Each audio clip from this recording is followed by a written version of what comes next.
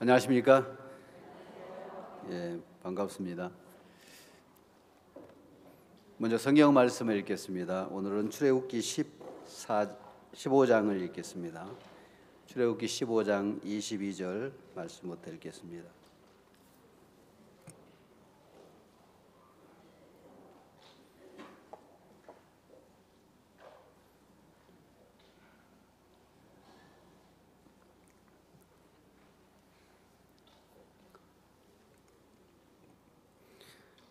출애굽기 15장 22절 찾으셨습니까? 아직도 성경책 넘어가는 소리가 들립니다. 찾으셨으면 제가 읽겠습니다.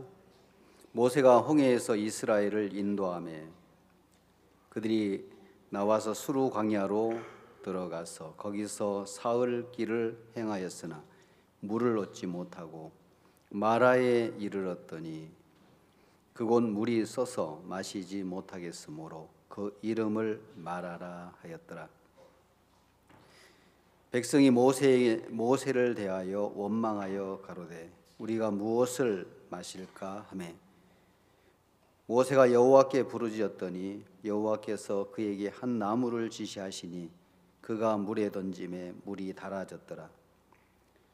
거기서 여호와께서 그들을 위하여 법도와 율례를 정하시고 그들을 시험하실세 가라사대 너희 하나님 나 여호와의 말을 청종하고 나의 보기에 의를 행하며 내 계명의 길을 기울이며 내 모든 규례를 지키면 내가 애굽 사람에게 내린 모든 질병의 하나도 너희에게 내리지 아니하리니 나는 너희를 치료하는 여호와임이니라.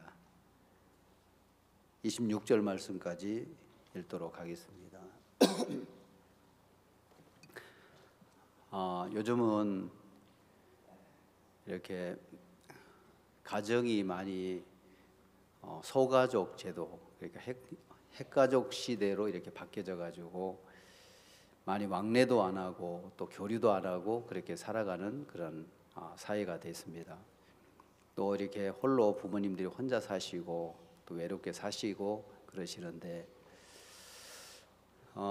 이럴 때 이제 이 실버 캠프를 하나님이 주셔서 잠시라도 마음을 같이 할 수 있는 친구들을 만나고 또 교회에 마음을 통하는 이 가족 같은 형제 자매님들을 만나서 함께 지내는 시간이 너무 즐겁고 또 복되고 감사한 시간을 하나님 우리에게 만들어 주셨습니다. 여러분들이 이렇게 1년에 2차례씩 이렇게 모여서 또 마음을 나누고 또 같이 잠을 자고 또 음식도 같이 먹고 이런 시간들이 여러분들에게는 생소하지 않지요? 즐겁습니까?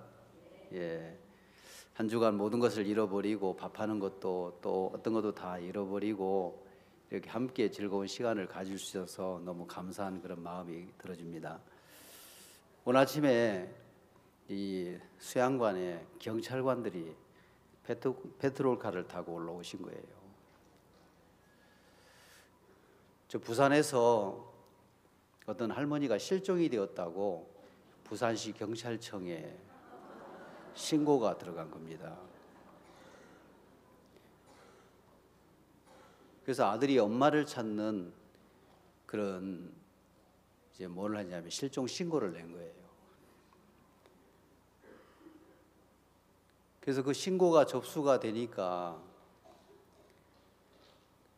휴대폰을 위치를 추적하니까 대덕 수양관이 있던 거예요.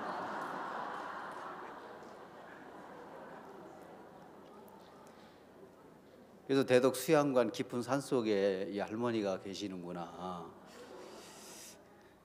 그래서 누가 납치를 했는지. 그래서 이제 대덕 김천 여기 대덕 수양관의 위치가 추적이 돼가지고 김천 경찰서로 연락이 왔고 김천 경찰서에서는 대덕 파출소로 연락이 와가지고 오늘 아침에 이렇게 찾으러 온 겁니다. 그래서 경찰관들이 와서 보니까 할머니가 너무너무 잘 계신 거예요. 그래서 이곳에 이제 수양회를 실버 캠프를 오셔가지고 잠도 잘 주무시고 또 식사도 잘 하시고, 그리고 여기에 있는 할머니 할아버지들을 보시고 너무너무 이렇게 경찰관들이 뭐라 하냐면, 이런 좋은 일을 해주셔서 감사합니다 하고 여기 있는 목사님들을 이렇게 위로하시고 또 이렇게 칭찬하시는 거예요. 세상에 이렇게 좋은 일을 하시는 분들이 있고 단체가 있고 너무너무 감사하다 하면서, 그래서 아들한테 전화를 한 거예요. 할머니는 잘 계십니다. 걱정하지 마세요. 그러면서 조심스럽게 뭐라 하냐면, 선생님 바쁘더라도 어머니께 연락이나 하고 사세요.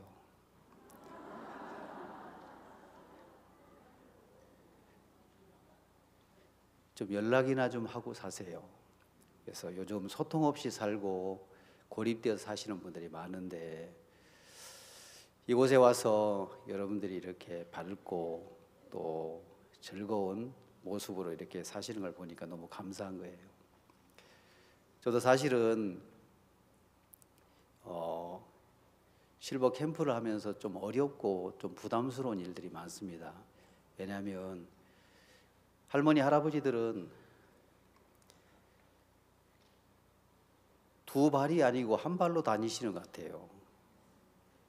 뭐라도 일어나면 아이고 하면서 일어나면서 뭐라도 잡아야 되니까 물건도 넘어지고 다 넘어져 가지고 사고도 나고 그러는데, 거기다가 또 발도 못 쓰시고 손도 이렇게 어눌한데 또 동료 밥을 탄다고 두 개를 타가지고 식당에서부터 2층까지 3층까지 올라가시는 걸 보면은 너무 애처로운 거예요. 그래서 우리가 손발이 많고 사람이 많으면 타다 드리면 좋은데, 때가 되면은 막 구름대 같이 입구는 적은데 막 다 서셔가지고서는 그거 정리해야 된다고 좀 바쁘기도 하지만은 짜증이 안 나는 거예요. 왜냐하면 우리 어머니도 계시기 때문에, 이 자리에는 안 계시지만. 그래서 생각을 이렇게 바꿔봅니다. 제가 부모도 잘 섬길 수 없는데 좀 마음을 열고 보니까 우리 이곳에 앉아있는 모든 분들이 부모님이고 어머니 같고 아버님 같고 그런 마음을 가지고 있으니까 너무 감사한 거예요. 이제 우리는 한 가족이 되었고 주 안에서 한 형제 자매가 되었습니다. 그렇죠? 아주 가까운 사이가 되었는데, 하나님께서 예수의 피로 말미암아 하나 되게 하시고 또 마음을 나눌 수 있는 그 가장 가까운 사이로 만들어 주셔서 너무 감사한 거예요. 그렇죠? 피를 나눈 사람들이 가족인 것처럼 우리는 예수의 피로 하나 될 수 있는 큰 은혜를 입혀 주셔서 너무 감사한다는 마음이 들어집니다. 그래서 오늘 파출소에서 오셔가지고 음료수를 대접하고 여기에서 행사하고 있는 일들을 이렇게 보면서 너무너무 고마워하더라고요. 그래서 아들에게 한마디 한 그것이 마음에 남는 거예요. 선생님, 연락 좀 자주 하시고 사세요. 아주 가볍게, 아주 조용하게 말한 것이지만 크게 들리더라고요. 그래서 우리는 소통이나 대화가 안 되는데 그 마음의 응어리가 우리 마음에서 말을 하지 못하면서 문제가 된다 하더라고요. 우리나라 할머니들이 할아버지들보다 오래 사시는 이유가 있는데, 그 이유는 한 7세 정도가 그 평균 연령이 높아요. 할머니들이. 왜 그런지 과학적으로 증명을 했는데, 여자분들은 말을 많이 한대요. 그래서 속에 두지 않고 계속 이야기를 하다 보니까 마음에 두는 것이 없는 거예요. 그래서 여자들은 미주알 고주알 다 얘기를 해요. 저하고 제 아내하고 차를 타고 가다 보면 다 대답을 해줘야 되는데, 여보 눈이 오는데 너무 아름답다 그지? 하고 꼭 의문문으로 질문을 해요. 나도 지금 앞에서 눈이 내리는 걸 보고 아 좋다 첫눈이니까 이렇게 느끼고 있는데 거기다가 뭐냐면 야 눈이 내리니까 너무 아름답다. 그렇지. 그래서 이제 대답을 안 해요. 한 번, 두 번 대답을 안 하면 무시한다 하면서 반응을 보이기를 원하더라고요. 그래서 5번 물어보면 한 번 이야기하면 당신하고 말 안 해 하고서는 삐져요. 그래서 내가 말하는 당신은 5분 안에 나한테 말을 걸 거다. 5분 후에 말을 걸더라고. 왜냐하면 답답해가지고 뭔가를 자꾸 퍼내고 싶은 마음이 있는데 우물도 자꾸 퍼내면 깨끗해져요, 안 깨끗해져요? 안 퍼내면 문제가 되죠. 옛날 우물에 보면은 두레박이 있는데 옛날에 뭐가 뭐냐면 냉장고가 없었기 때문에 거기다 빨간 통을 주황색 통에다 김치를 담아가지고 줄을 매달아서 우물에다 담궈 놓지요. 근데 이게 익으면서 툭 터져가지고 우물 안이 고춧가루로 꽉 차 있을 때가 있는 거예요. 그러면 물을 다시 퍼내가지고 다시 뭐예요? 청소를 합니다. 그런 것처럼 우리 마음이 자꾸 퍼내야 되는데 퍼내지 않으면 쌓이는 거예요. 그래서 할아버지는 나이가 들고 할머니가 안 계시면 계속해서 혼자 생각만 하시고 담배만 피고 또 약주 드시고 이러다 보니까 고립이 돼서 마음이 흐르지 못하는 겁니다. 근데 여자들은 동창회 때나 아니면 어느 때 이렇게 가서 만나면은 남편 충부터 시작해서 자식 욕까지 다 하고 나면은 한 서너 시간 된대요. 그러면서 헤어질 때는 뭐라 하냐면 우리 못다한 얘기는 전화로 하자 하고 헤어진다. 집에 들어와서 다시 전화를 해가지고 2-3시간 동안 또 전화를 잡고 이야기를 하다가 예, 우리가 너무 오래 얘기했지? 우리 못다한 얘기는 만나서 얘기하자.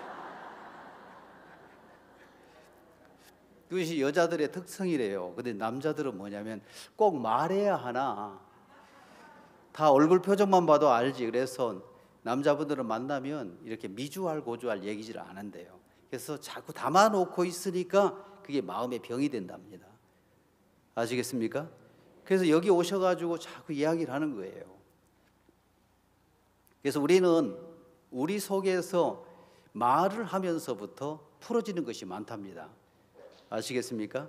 우리 몸에는 많은 병균을 가지고 있는데 이것이 내 입 밖으로 나오면 햇볕에 의해서 자동적으로 살균이 돼가지고 건강한 거예요. 그래서 이 세균이 몸 안에 있을 때는 우리 마음의 병을 유발하지만 우리 몸 밖으로 나오는 순간에 병균은 힘이 없어요. 알겠습니까? 그래서 우리가 이런 교제나 이야기를 통해서 우리 마음에 두었던 마음들을 풀어서 이야기를 할 때 우리 삶 속에 변화가 오고 마음이 가벼워지는 겁니다. 아시겠습니까? 그래서 자꾸 우리가 이해가 안 되면 그게 무엇으로 바뀌죠? 오해로 바뀝니다. 피곤해서 누가 지나가다 인사를 안 하고 바빠서 인사를 했을 때 안 받았는데 그게 뭐냐면 나중에는 나를 무시하니까 인사도 안 받는다. 저한테 가끔 수양관을 내려가면 목사님 그때 왜 인사 안 받으셨습니까? 하고서는 그래 막 바쁘게 다니고 그럴 때 못하면은 그게 이제 오해로 남아 있을 때가 있어요. 아시겠습니까? 그래서 자주 우리 마음은 뭐 해야 돼요? 퍼내야 되는 거예요. 그래서 우리 마음의 교류가 아주 중요한 것입니다. 우리는 무엇을 해야 되냐면 저는 전에 그런 이야기를 들었습니다. 자동차는 부품이 몇 개 정도 조립이 되어서 우리가 타고 다니는 차가 만들어지는지 아십니까? 몇 개 정도 들어갈 것 같아요? 2만 개? 예. 또 24,000개. 또 한 번만 더. 예.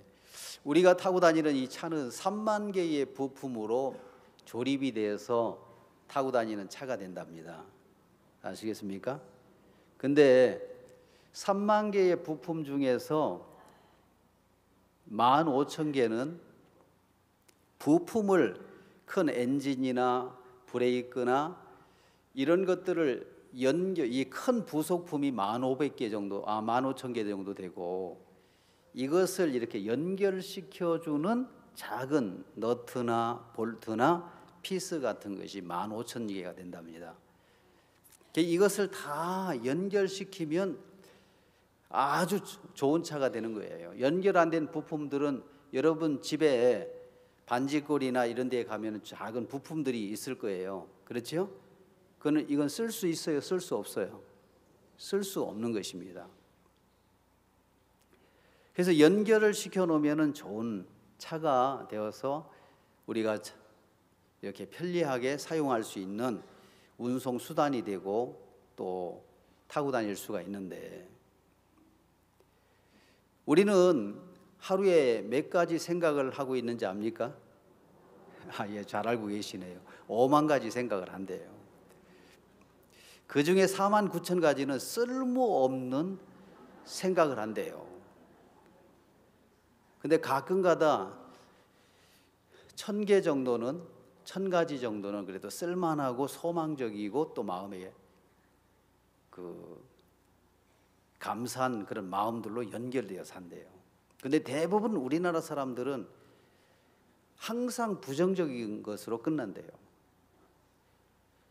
배불러 죽겠네. 힘들어 죽겠네. 그냥 거기서 끝내야 되는데, 배부르다 이거로 끝내야 되는데 항상 뭐라고요? 죽겠네. 너무 좋아 죽겠네. 그래서 결국에는 끝에다가 죽겠네로 끝나니까 마음에 뭐만 남아요?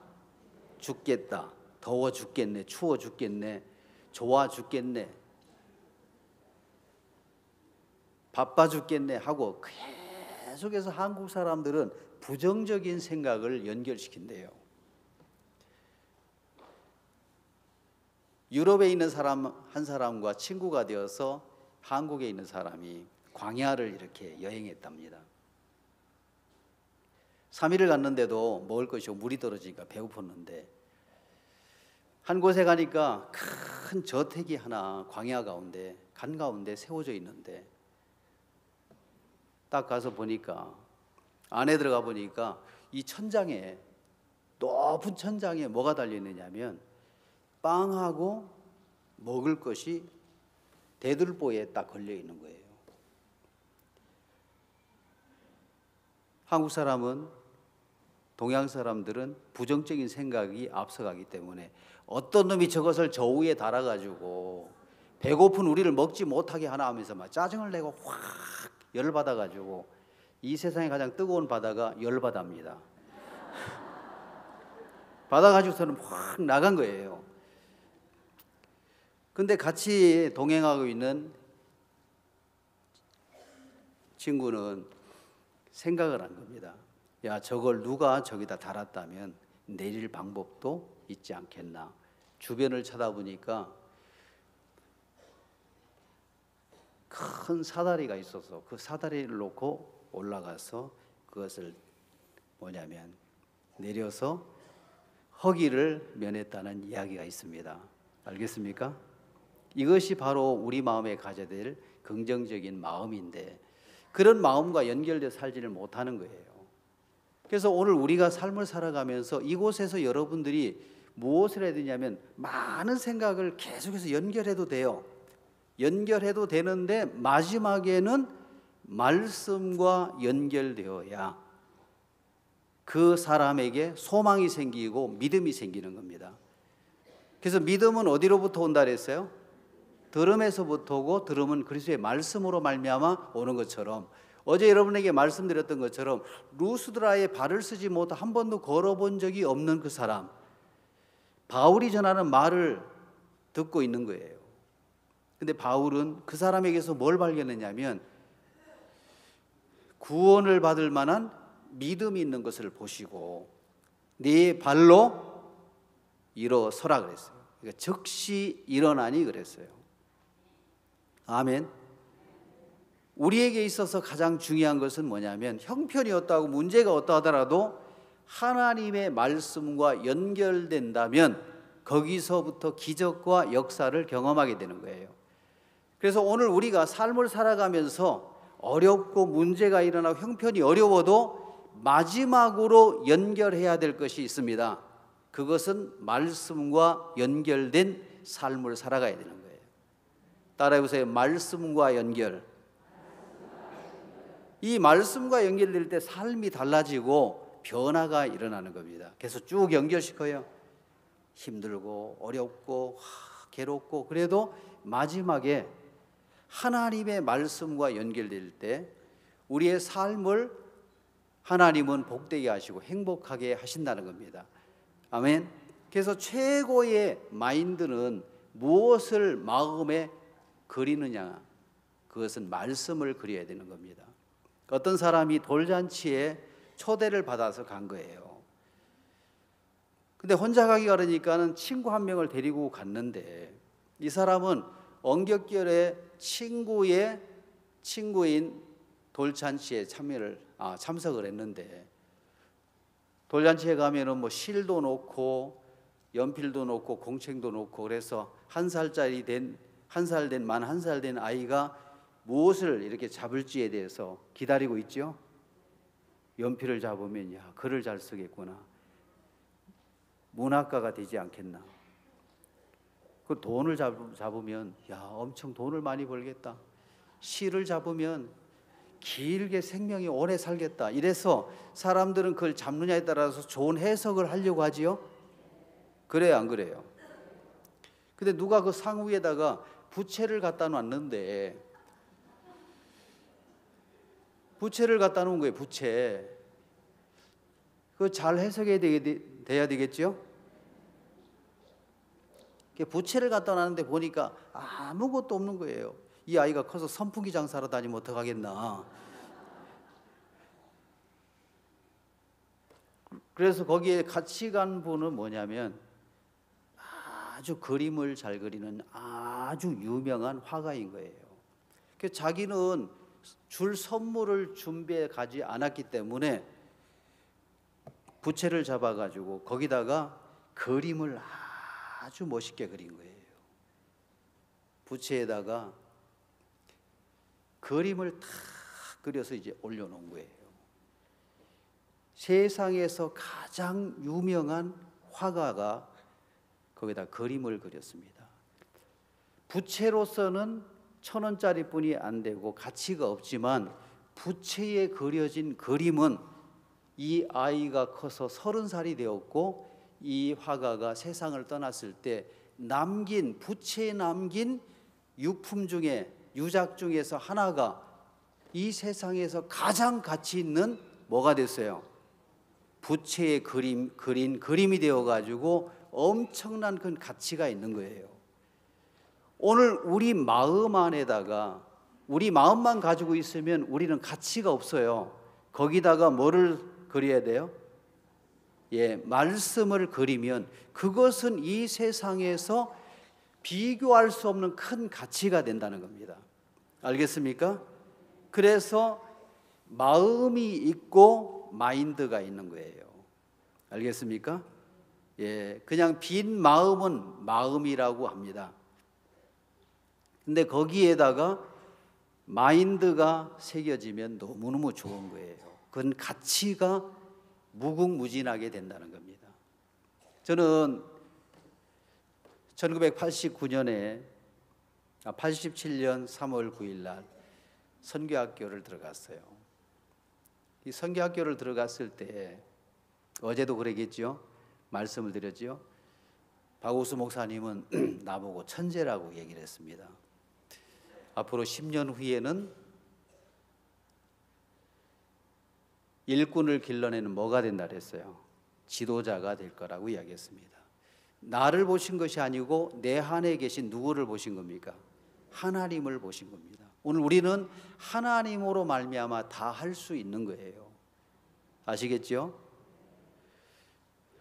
그래서 가끔 그런 말씀을 하셨습니다. 뭐라고 말씀하셨느냐면 나는 1962년도에 구원을 받고 63년도에는 선교를 가려고 준비를 하고 있었는데 어디 어려운 곳에 가서 선교하는 훈련을 좀 받아야 되겠다 싶어가지고 전에 선교사님하고 같이 지나왔던, 전도하기 위해서 지나왔던 악곡동이라는 그 동네를 생각하고 63년도에 들어가셨대요.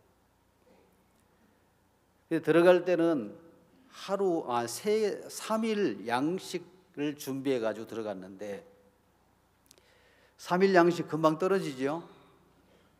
그곳에서 악곡동에서 8개월을 형제와 함께 훈련을 받고 나올 수가 있었다는 겁니다. 근데 그 악곡동에 들어갈 때 거기에 빈 집이 있었는데, 향교라고 빈 집이 있었는데 그 동네 이장격 되시는 그 어른이 여기서 살아도 되겠습니까? 물어보니까 살아도 되는데 한 가지만 지켜주면 여기서 살 수 있고 이 한 가지를 어기면 우리하고 다시 살 수 없습니다. 그 한 가지가 무엇입니까? 라고 물어봤을 때 밥 때가 되면 어느 집도 방문하지 마십시오. 줄 것도 없고 여러분들은 받아 먹을 것도 없으니까 밥 때에 집을 방문하면 서로 민망하니까 밥 때가 되게 되면은 어느 집도 방문하지 마십시오. 그것만 지키면 살 수 있습니다. 그 약속을 하고 들어갔는데 그곳에서 8개월 있는 동안에 하나님이 먹이시고 살 수 있도록 해주셨다는 겁니다. 3일치 양식을 가지고 며칠? 8개월을. 그래서 하나님이 먹이시고 입히신 그 하나님을 배운 거예요. 자, 밥 먹는 시간만 줄이면은 시간이 아주 많습니다. 준비하고 밥을 먹고 설거지하는 데까지 주부들은 한 2시간 걸릴지 모릅니다.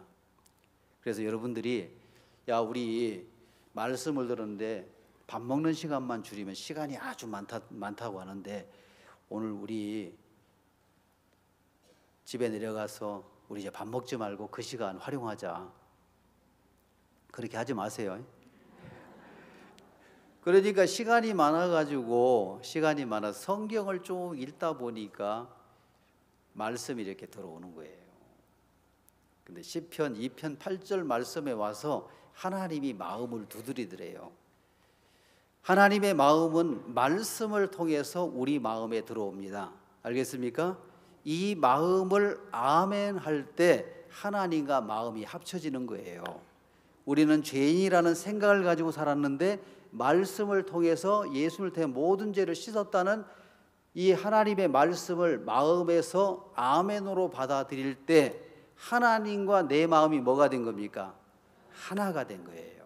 그렇죠? 그래서 하나님은 누구를 통해서 일을 한다 그랬죠? 하나님의 마음을 품은 사람을 통해서 일을 한다고 하신 거예요. 그래서 읽다 보니까 시편 2편 8절 말씀, 내게 구하라 열방을 유업으로 주리니 내 소유가 땅끝까지 이르리로다. 이 말씀이 마음에서 마음을 두드린 거예요. 근데 이 말씀은 내가 가지고 있는 형편과 맞지 않으니까 받아들일 수 있어요, 없어요? 안 받아들인단 말입니다. 하나님의 말씀은 사람들은 내 마음에 맞고 내 기준에 맞고 내가 가지고 있는 생각과 맞으면 받아들이지만 내 생각과 안 맞으면 받아들일 수 있어요, 없어요? 없지요. 3일 굶었는데 하나님 열방보다는 먹을 것을 좀 주십시오. 이게 현실적으로 우리에게 필요한 겁니다. 그래서 내 마음에 내 형편에 맞지 아니하니까 하나님의 말씀이 그 마음에 들어올 수 있어요, 없어요? 들어올 수 있어요, 없어요? 크게 하면 돼요. 들어올 수 있어요, 없어요? 받을 수가 없지요. 그래서 마음에서부터 거부한 겁니다. 그래서 성경을 또 읽다 보니까 읽고 빠르게 돌아와서 다시 그 성경을 보는데, 성경을 보면 아주 신비로운 것이 뭐냐면 아닌 마음이, 굳어진 마음이 성경을 읽으면 새로운 마음으로 조금씩 바뀌어요. 알겠습니까? 그래서 자기 생각을 가지고 있으면 그거 굳어져 버리는데, 성경을 읽다 보면 성경은 우리 마음을 계속 변화시킵니다. 바꾸어주고 소망된 마음으로 바꿔주는 거예요. 또 그 성경 구절 앞에 왔을 때 말씀이 마음을 두드리더라는 겁니다. 내게 구하라 열방을 유업으로 주리 내 소유가 땅끝까지 이르리로다. 그때 그 말씀을 다시 받았을 때, 들었을 때는, 하나님, 나는 공부를 많이 못했기 때문에 열방을 주어도 다스릴 수 있는 능력이 없습니다. 그래서 마음에서 또 거절이 된 거예요. 또 성경을 읽어가다 보니까 그 성경을 읽고 또 그 자리에 왔을 때 이 말씀이 마음을 두드리는 거예요. 말씀이 들어오려고. 열방을 내게 구하라 열방을 유업으로 주리니 내 소유가 땅끝까지 이르리로다. 이때는 어떻게 생각이 바뀌었냐면, 아, 그렇구나. 전능하신 하나님이 열방을 유업으로 주신다면 다스릴 수 있는 능력도 주시겠구나. 따라해서 주시겠구나. 하나님의 마음은 이렇게 바뀌는 겁니다. 우리 마음 안에서 하나님의 말씀이 우리 마음속에 들어와서, 아, 열방을 주신다면 다스릴 수 있는 능력도 주시겠구나. 그래서 마음에 받아들인 겁니다. 이것을 가리켜서 영접한다는 겁니다. 아시겠습니까? 영접하는 자 곧 그 이름을 믿는 자에게는 하나님의 자녀가 되는 권세를 주신 것처럼, 하나님의 마음은 우리 마음을 놓고 하는 거예요. 하나님은 무엇으로? 말씀으로. 그래가지고 볼펜을 잡아가지고 시편 2편 8절 말씀을 지우셨다고 하더라고요. 이 말씀은 성경에 있는 말씀이 아니고 하나님이 내게 주신 약속이다, 씨다. 아시겠습니까? 농부는 씨를 심어서, 땅에다 씨를 심어서 우리 삶 속에서 뭐를 해요? 땅에서 양식을 주시고 모든 과일을 주는 것처럼 하나님은 우리 마음밭에다가 뭘 심고 싶어요? 말씀을 심고 싶은 겁니다. 그래서 오늘 하나님 앞에 자, 농부들은 씨가 심겨진 땅을 소망으로 기대하고 있는 겁니다. 그렇죠? 씨도 안 심었는데 열매를 거둘 수가 있어요? 없어요. 그렇죠? 오늘 우리 마음밭에 하나님의 약속이 심겨지면 소망으로 그것이 이루어질 것을 기대하게 되는 겁니다. 그래서 소망이 없는 그리스도인들은 생각을 품고 살고, 소망을 가진 사람은 하나님의 약속을 마음에 품는 거예요. 그래서 이건 성경에 있는 말씀이 아니고 하나님이 내게 주신 약속, 그 마음을 품고 57년을 사셨는데 열방이 돌아와요, 안 돌아와요? 돌아오고 있지요. 왕들이, 또 대통령이, 또 많은 장관들이 전 세계에서 우리 선교회와 MOU를 맺어서 일을 하려고 하시는 겁니다. 저는 지난 12월 26일 카메룬과 또 베냉을 2주간 다녀왔습니다. 서부 아프리카는 베냉은 5번째 다녀왔고 카메룬은 3번째 다녀왔습니다. 그래서 베냉의 전 대통령이 우리에게 뭐를 줬냐면 땅을 주셨는데, 땅이 엄청 큰 거예요. 축구장까지 만들어 놨더라고요. 짤라비라는 곳인데 거기에 성도들이 마음을 모아서 헌금을 해가지고 아주 좋은, 뭐를 하냐면 수련관을 만들어 놨습니다. IYF 센터를 만들어 놨어요. 거기에 이제는 의료시설을 갖춰 놓고 또 많은 사람에게 치료도 해주고 또 이 복음을 전할 수 있는 모든 터를 성도들의 연보로다가 뭘 했냐면 아주 멋있게 지어놨습니다. 거기를 직접 가봤는데 최신식 시설을 해놨더라고요.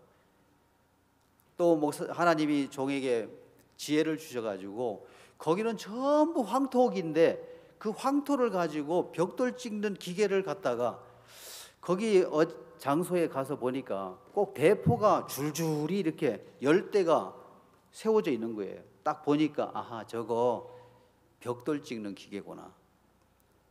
재료가 엄청 많아요.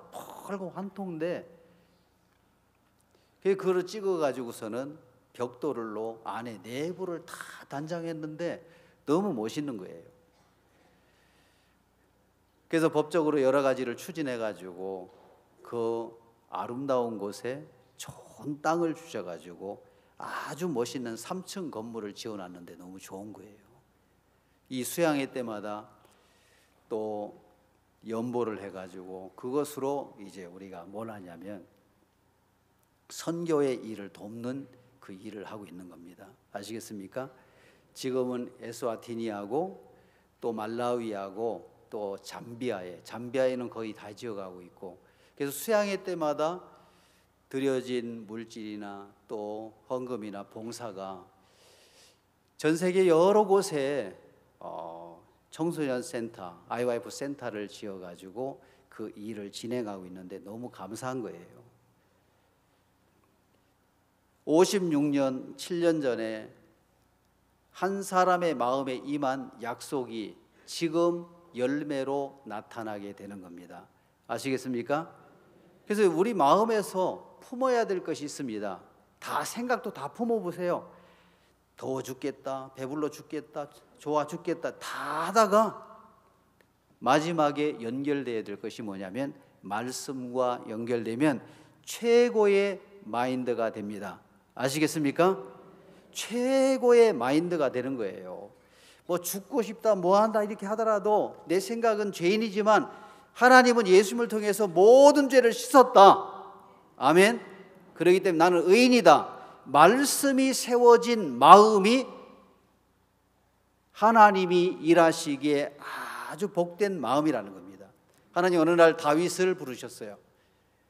다윗, 내가 양을 따르는 데서, 지키는 데서 너를 이끌어내어서 주권자로 삼고 내 이름을 존귀한 자의 이름같이 만들어 주리라. 사무엘하 7장에 하나님은 목동인 다윗에게 뭐 했어요? 약속을 하셨습니다. 너를 양을 치는 데서 이끌어내서 이스라엘 목자로 삼고 이스라엘의 주권자로 삼고 내 이름을 존귀한 자의 이름같이 만들어 주리라. 그래서 다윗이란 이름을 하나님은 존귀케 하셨습니다. 아시겠습니까? 다윗이라는 이름.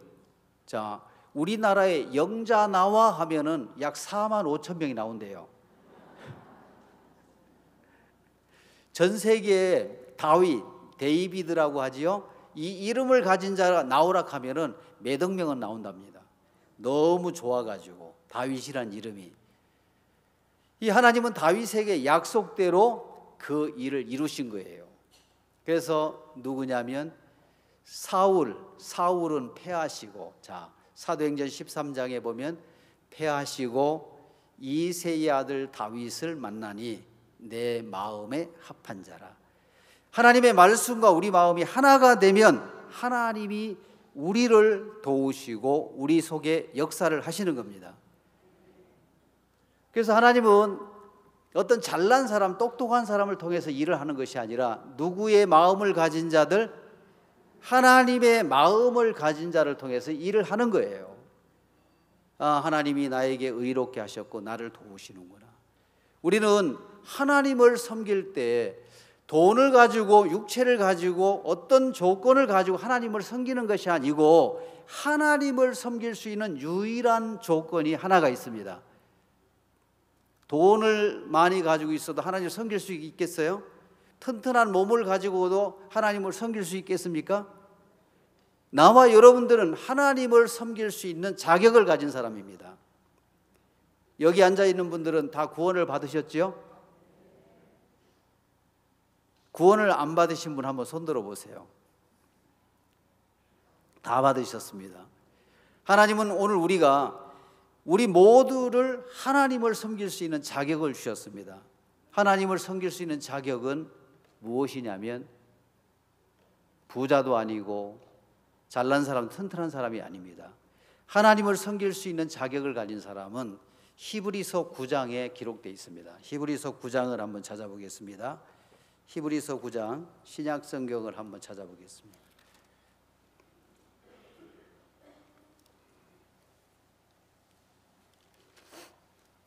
히브리서 9장 14절입니다.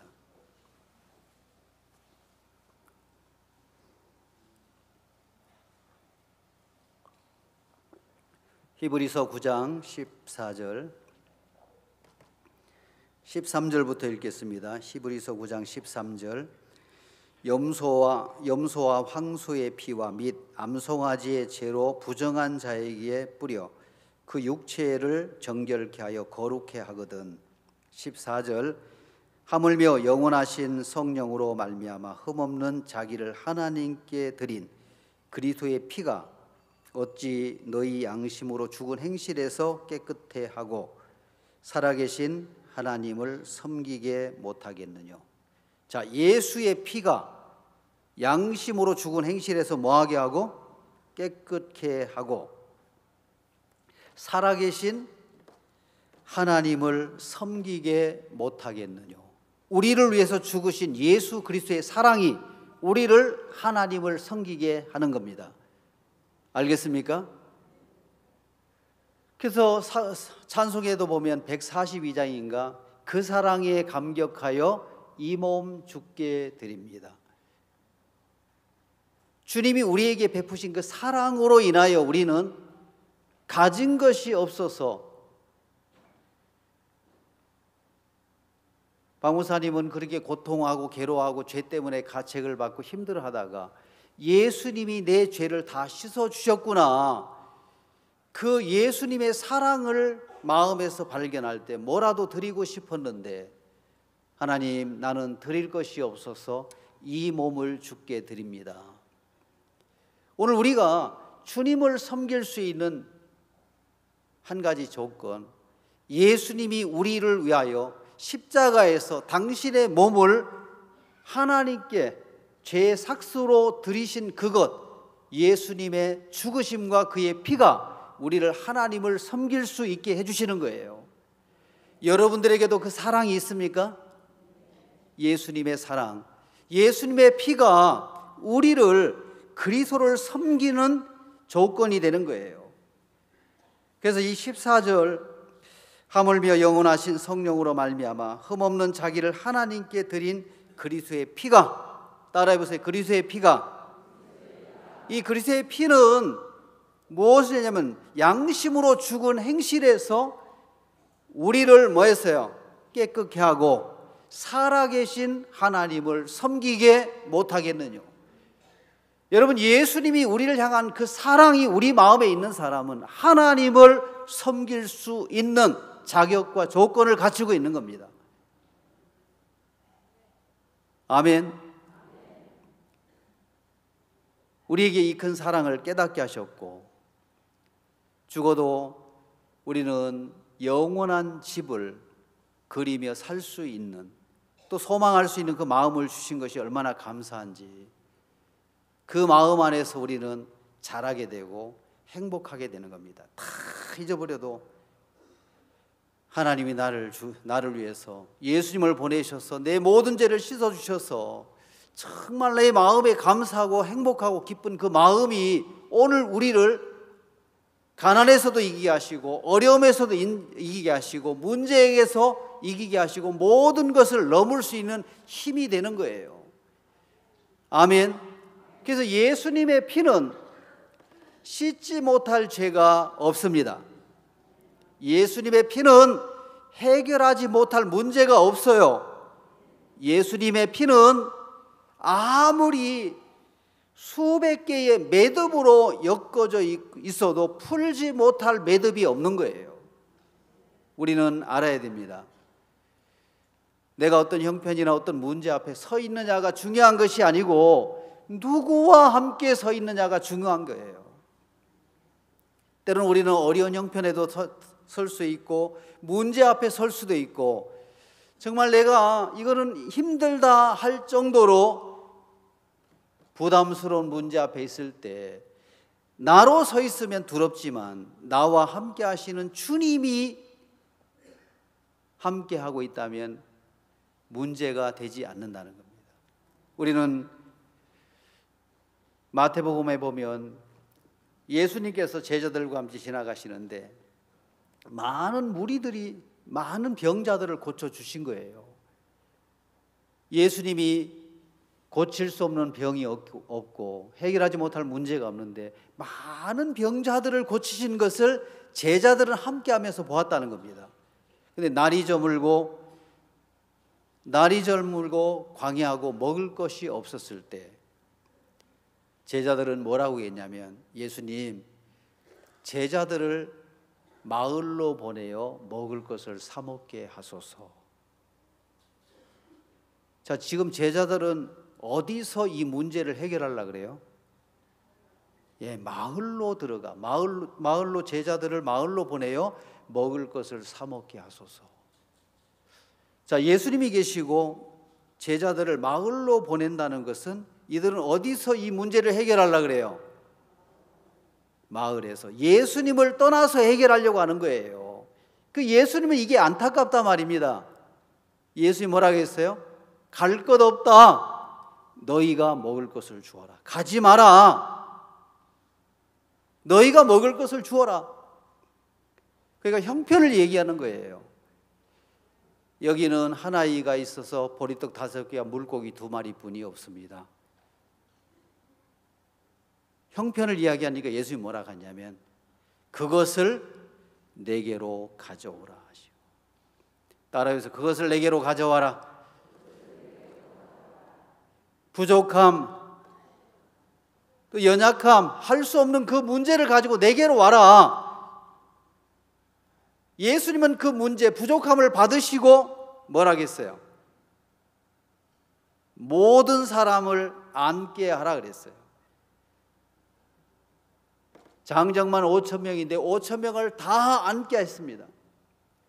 그 광야에서 서 계신 분은 한 분만 서 있는 거예요.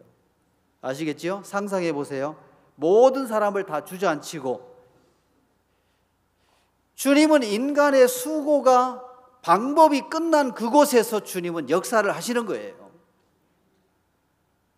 그것을 내게로 가져오라 하시고 다 앉은 자들에게 다 나눠주니까 5,000명이 먹고 12바구니를 거둔 거예요. 여자와 아이 예외 5,000명. 성경학자들은 약 12,000명 정도가 먹지 않았나. 오늘 우리 마음은 어떤 문제가 오면 예수님을 떠나서 해결해 보려고 하는데 주님은 뭐라고 얘기합니까? 갈 것 없다. 너희가 먹을 것을 주어라. 우리는 삶을 살아가면서 내게 맞고 내가 원하는 것이 이루어졌을 때 하나님은 선하신 분이라고 말씀을 하는데, 하나님은 우리를 선으로 인도하시는 하나님입니다. 그래서 디모데전서 4장 4절에 보면 하나님이 지으신 모든 것이 선함에 감사함으로 받으면 버릴 것이 없나니 이는 하나님의 말씀과 기도로 거룩하여짐이라. 하나님이 지으신 모든 것이 뭐예요? 선하다고 이야기를 하고 있습니다. 아멘. 하나님이 지으신 모든 것이 선함에 감사함으로 받으면 버릴 것이 없나니 하나님의 말씀과 기도로 거룩하여짐이라. 자, 여러분들은 여러분들의 자녀들이 잘 되기를 바랍니까? 아니면 어렵고 힘든 속에 빠지기를 원하십니까? 한국의 부모님들은 어떤 마음의 염려를 가지고 사시느냐면 없는 손자 회갑 치루어질 걱정까지 하고 사신대요. 없는 손자 무슨 걱정? 회갑 치룰 걱정까지 한단 말입니다. 그래서 걱정이 산더미처럼 마음에 있어요. 얘야 뭐 조심해라, 뭐하라 어머니라 조심하세요 해도 계속 그것을 걱정을 마음에 품고 사시는 것 같아요. 이제 없는 손자 회갑 걱정은 하지 마세요. 차려줄 걱정은 하지 말고 이제 많은 걱정과 염려를 가지고 살아가는데 이제는 우리 마음에 하나 생각해야 될 것은 우리가 어떤 형편에 처해 있는 것이 중요한 것이 아니라 누구와 함께 서 있느냐. 광야에 예수님과 함께 있는 제자들, 무리들은 문제가 있었습니까? 없었습니까? 다 배불리 먹고 12바구니를 거두게 된 것처럼 우리 주님이 계시다면 우리 삶의 모든 문제가 풀어지는 겁니다. 하나님이 주신 모든 것이 선하다고 이야기를 하시더라고요. 하나님은 우리를 악한 길로 인도하시는 것이 아니고 부모가 자식들을 위하는 것처럼 하나님도 우리를 위하시는 분입니다. 성경 말씀 하나만 더 찾아보겠습니다. 이사야 48장 17절에 보면 이런 말씀이 기록되어 있습니다. 이사야 48장 17절, 이 성경에 나와 있습니다. 앞에 모니터를 보겠습니다. 너희의 구속자시오 이스라엘의 거룩하신 자이신 여호와께서 가라사대 나는 내게 유익하도록 가르치고 너를 마땅히 행할 길로 인도하는 너희 하나님 여호와라.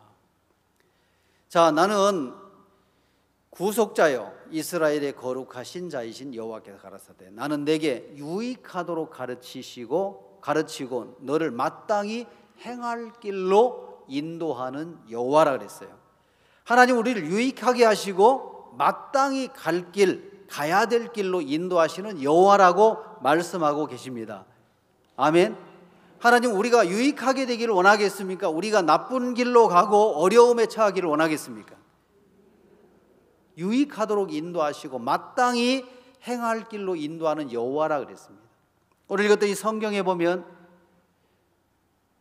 이스라엘 백성들이 애굽 땅에 나와서 광야를 가는데 약속의 땅 가나안으로 가는데 하나님은 그들을 어디로 인도했냐면 신명기 1장 3절에 보면 가데스 바네아에서 출발한 이스라엘 백성들이 해변길로 가면 열하루만 가면 됩니다. 며칠?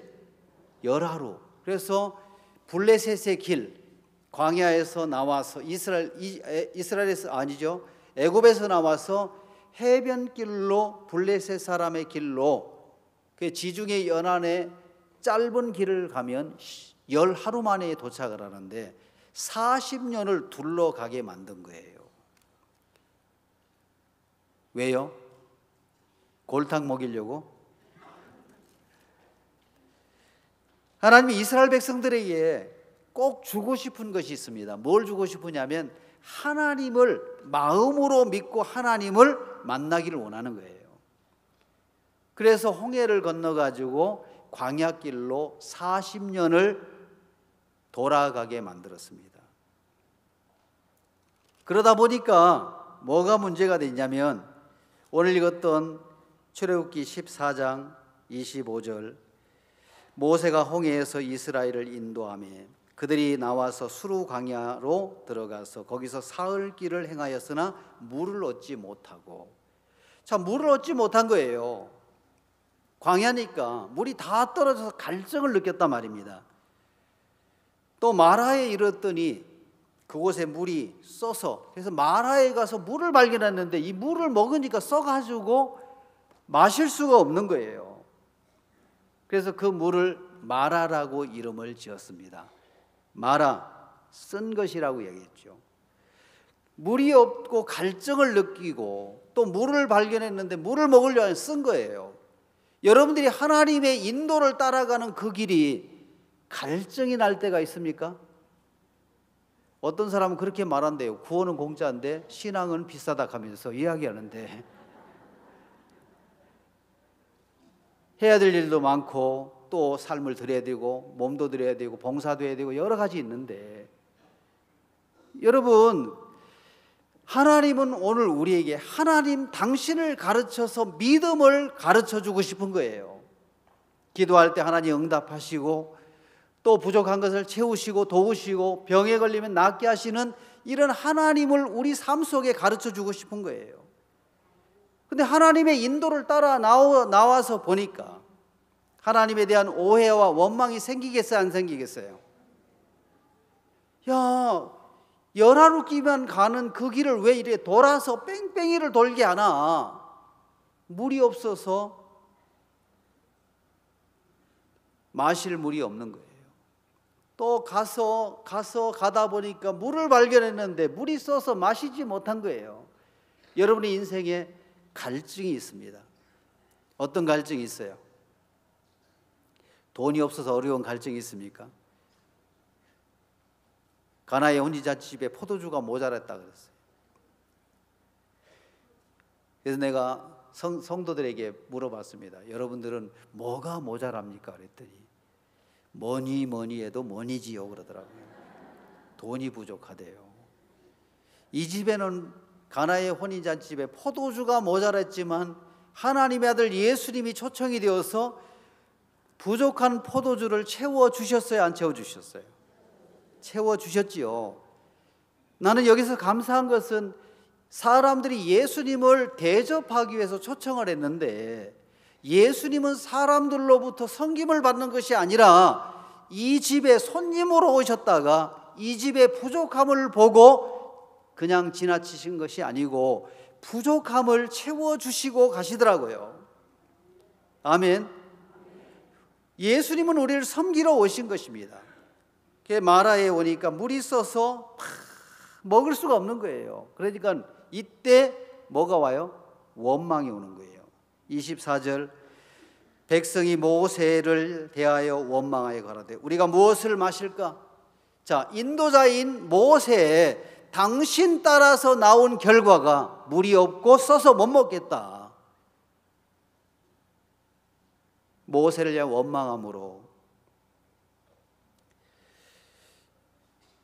모세가 여호와께 부르짖었더니 그랬어요. 하나님, 백성들이 나를 돌로 치려 하고 나를 원망합니다. 하나님 하고 하나님을 부르짖으니까 여호와께서, 자 24절 25절입니다. 모세가 여호와께 부르짖었더니 여호와께서 그에게 한 나무를 지시하시니 그가 물에 던짐에 물이 달아졌더라.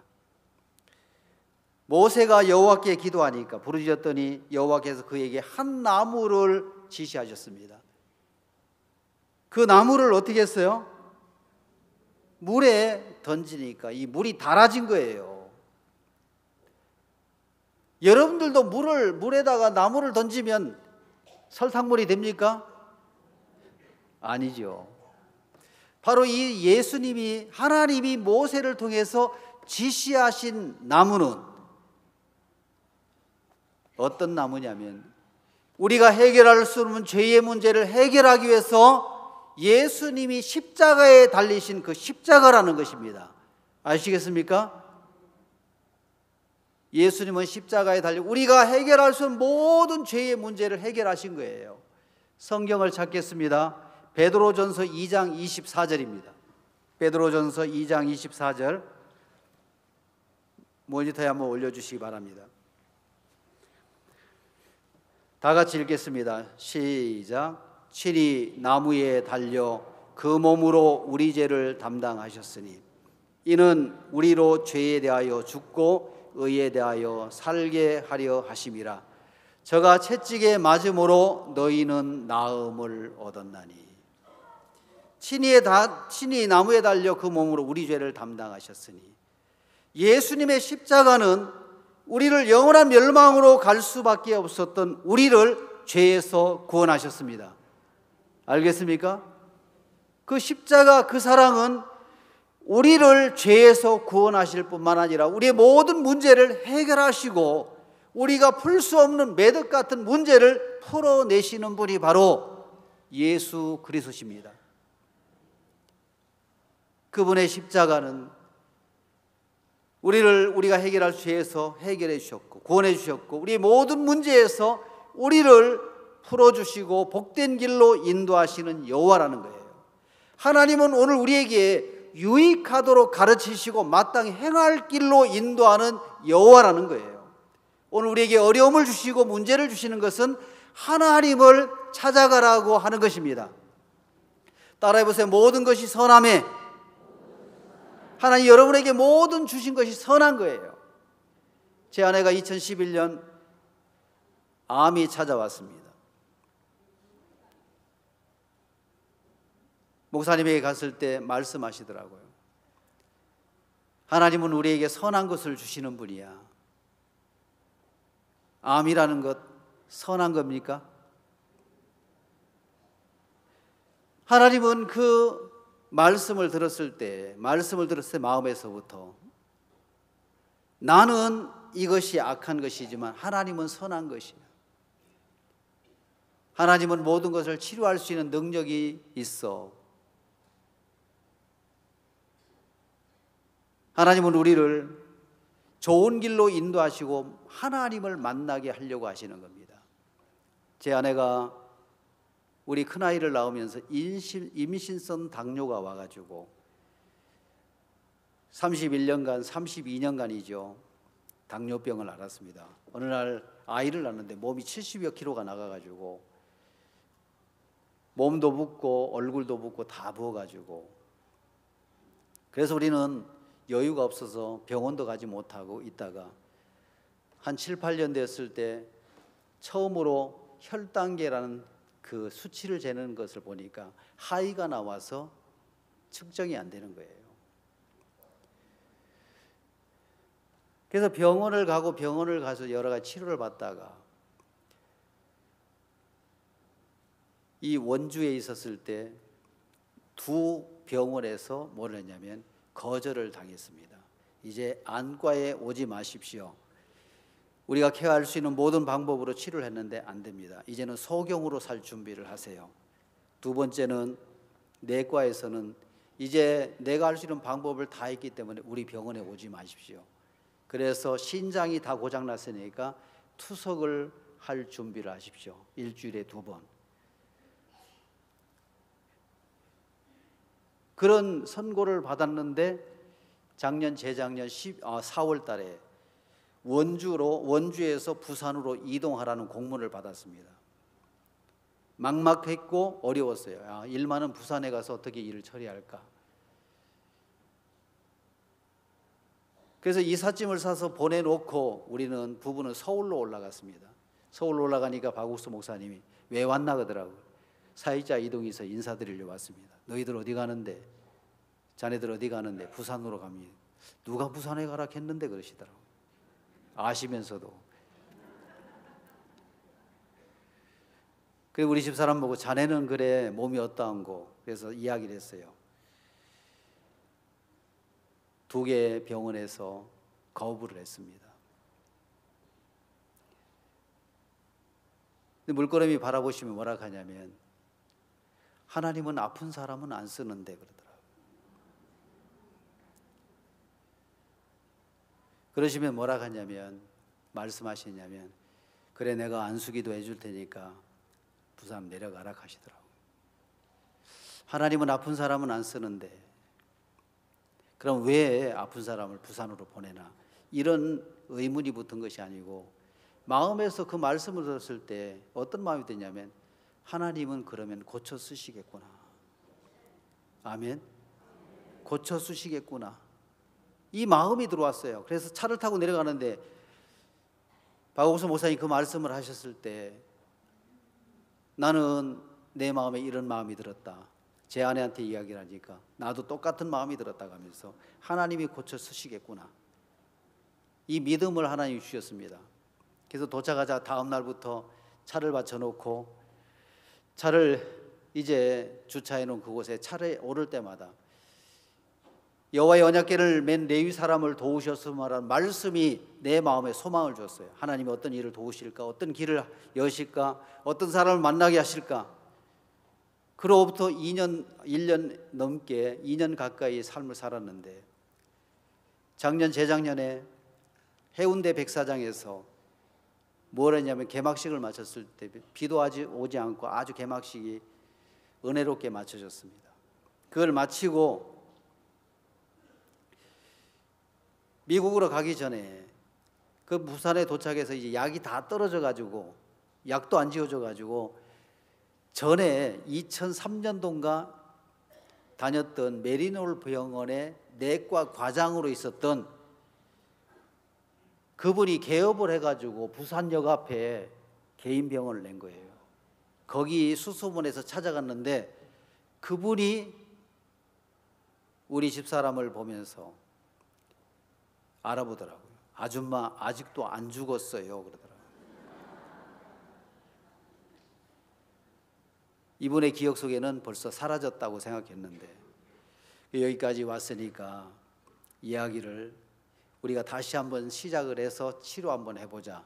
그래서 조사만을 피를 빼가지고 서울에 있는 유명한 뭐냐면 검사실에 보내놨는데, 그래서 부산에 있는 캠프를 마치고 미국에 가려고 그곳에 가서 뭐냐면 결과를 받았을 때 깜짝 놀란 것은 죽었던 신장이, 기능이 없었던 신장이 100% 두 개가 다 회복이 되었고,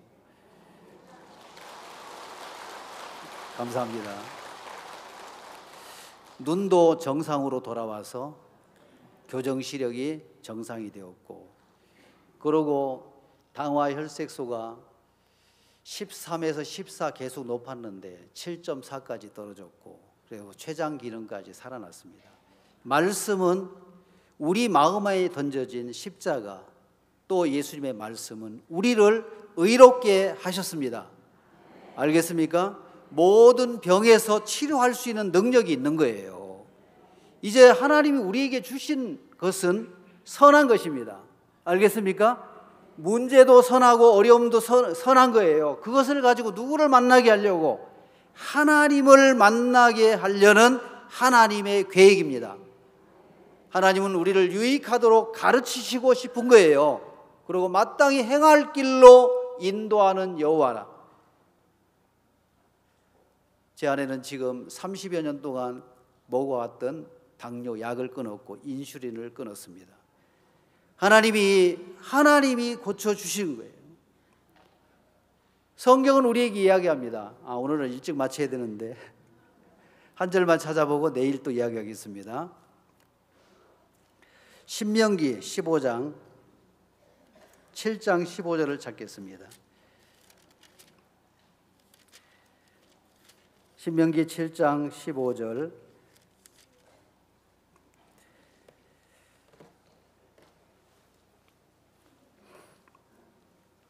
신명기 7장 15절 찾으셨습니까? 예. 여호와께서 또 모든 질병을 내게서 멀리하사, 여호와께서 또 모든 질병을 내게서 멀리하사, 하나님은 치료하시는 하나님입니다. 우리를 병에서도 멀리하시고 모든 것을 해결하실 수 있는 예수님을 우리 마음에 주셨습니다. 그래서 예수의 피는 씻지 못할 죄가 없습니다. 여러분, 예수의 피를 믿습니까? 예수의 피는 해결하지 못할 문제가 없고 풀어내지 못할 매듭이 없는 거예요. 오늘 이 예수님을 우리 마음 안에 주셨습니다.